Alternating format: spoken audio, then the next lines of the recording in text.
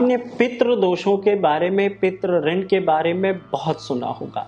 आपकी जन्म कुंडली के अंदर पितृ दोष है या पितृ ऋण है और इसके कारण आपको ये समस्याएं आ सकती हैं। ठीक है, वो समस्याएं आती हैं, लेकिन आपको यहाँ पर कुछ बातें जरूर समझ लेनी चाहिए उपाय के तौर पे, जिनको करने से आप इनके पापों से मुक्त हो सकते हैं।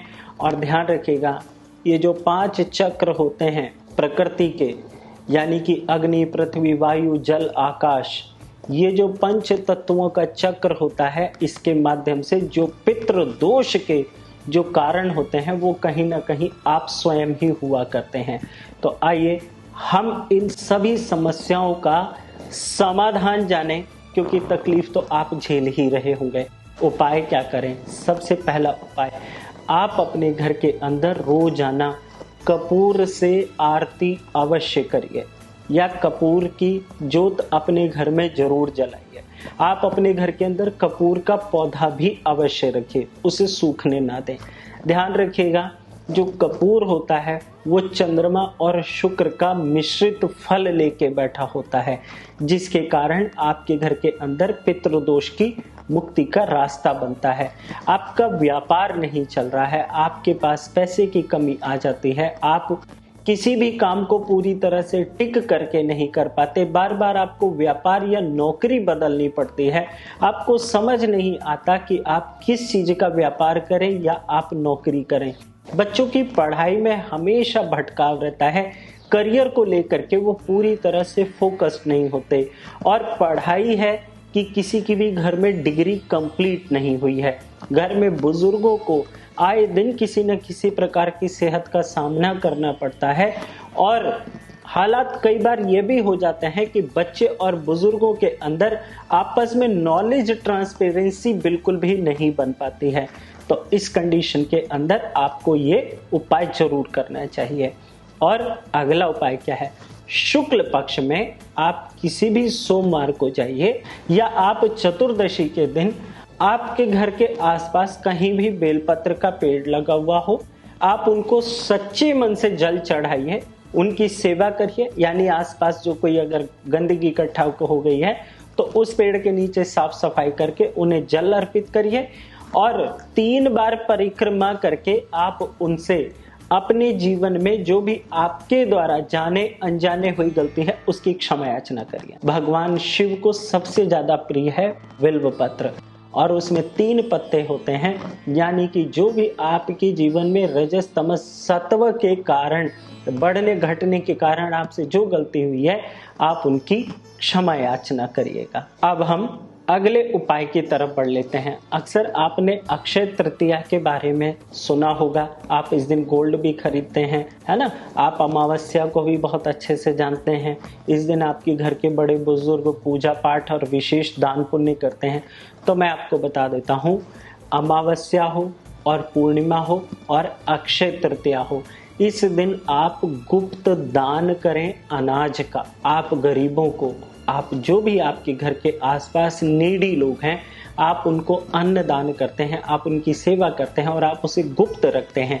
यानी कि आप उन्हें बताते नहीं, आप उन्हें शो ऑफ नहीं करते, आप फोटोग्राफी वीडियोग्राफी नहीं करते कि आपको इंस्टा, फेसबुक और यूट्यूब पे अपने आप को पॉपुलर करना है। तो ऐसी परिस्थिति के अंदर भी आपको इनके पुण्य फल की प्राप्ति होती है। ध्यान रखिएगा, गुप्त दान करने से जो आपको संतुष्टि मिलती है वो आपको संतुष्टि तो आत्मिक रूप से मिलेगी, लेकिन ये आपको पितृदोष की जो समस्या है उससे भी आपको मुक्त कर देती है। इसके साथ और क्या उपाय करें?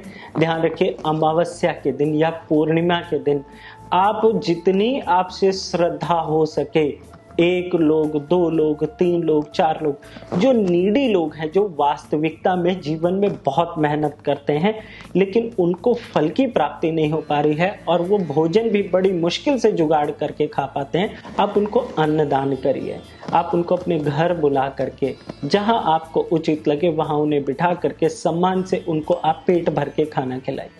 सिर्फ आप खाना भी खिला देंगे किसी को सच्चे मन से तो वो आपको दुआ देता है, वो आपको पूरी तरह से आपके फेवर में आपको ब्लेसिंग देता है। और ये जो ब्लेसिंग्स होती हैं आपको पितृदोष की समस्या से छुटकारा दिलाती हैं। आगे कौन से उपाय हैं ये भी आपको जान लेने चाहिए। मैं आपको बता देता हूँ, अक्सर हम सब मॉडर्नाइजेशन के अंदर इतनी तेजी से आगे बढ़ते जा रहे हैं कि हम वृक्षों को, पेड़ पौधों को हम अपनी लाइफ से दूर करते जा रहे हैं।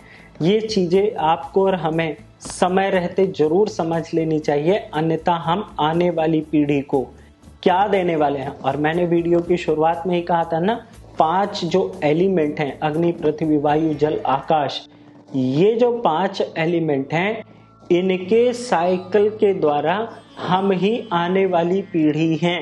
ये ध्यान रखेगा। इतने पुण्य कर्म आप और हम आज के समय में नहीं कर रहे कि ईश्वर हमें मुक्ति का मार्ग दे देगा। तो आने वाली पीढ़ी हम ही और आप सभी हैं।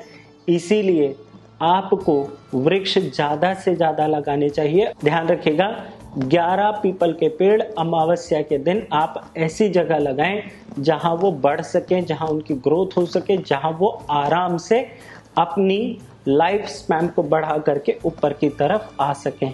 ध्यान रखिएगा, आपने 11 लगाए तो 5 तो उनमें से चलेंगे, और अगर 11 लगे, 11 के 11 चल जाते हैं तो ये आपके लिए बहुत फायदेमंद की बात है।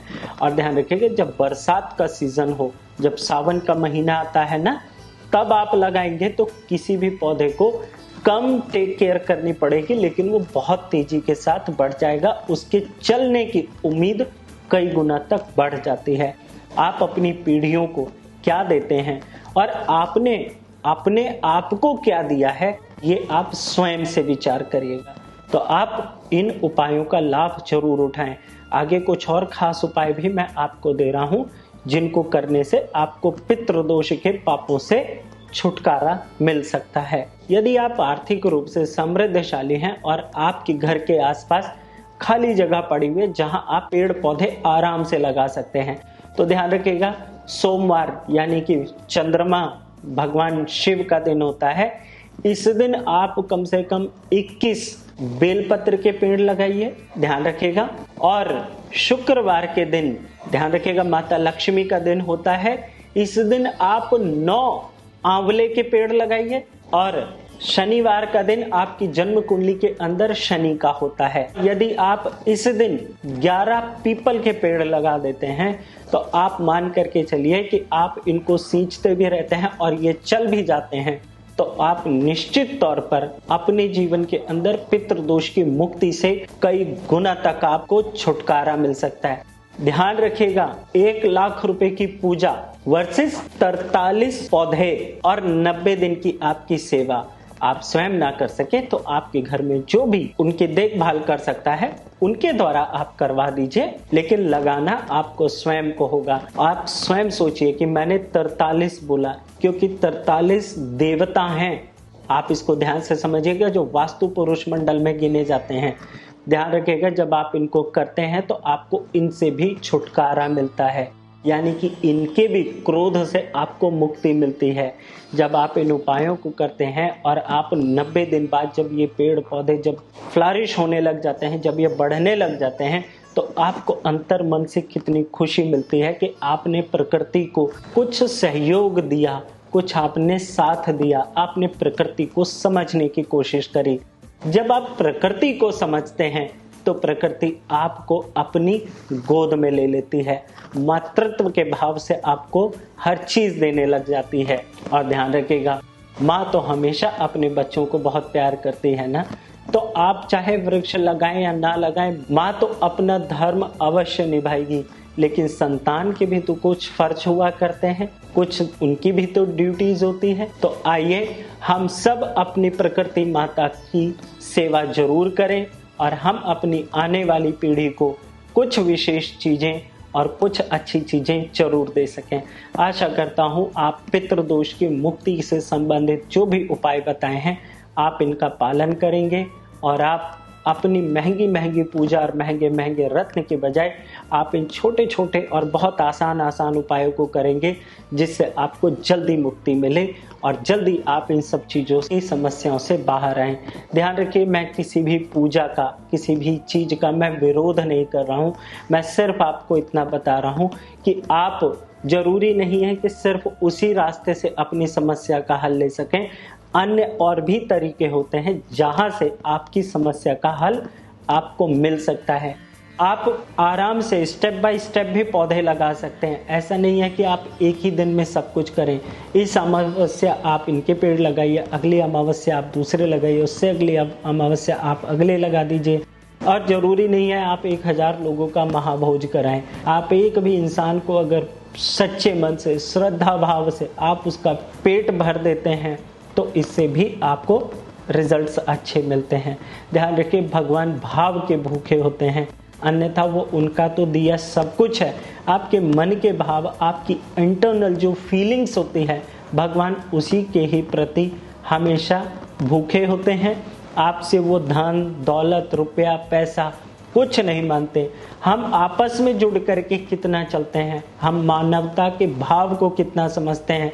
हम जो प्रोफेशन है, चाहे आप जॉब कर रहे हैं या बिजनेस कर रहे हैं, उसके थ्रू आप जगत की भलाई कितनी करते हैं, वही आपके और हमारे भगवान की सेवा होती है। आशा करता हूँ आप इस वीडियो का फ़ायदा ज़रूर लेंगे और अपने नोन्स को ज़रूर शेयर करेंगे। आज्ञा दीजिए, फिर मिलता हूँ। जय माता दी।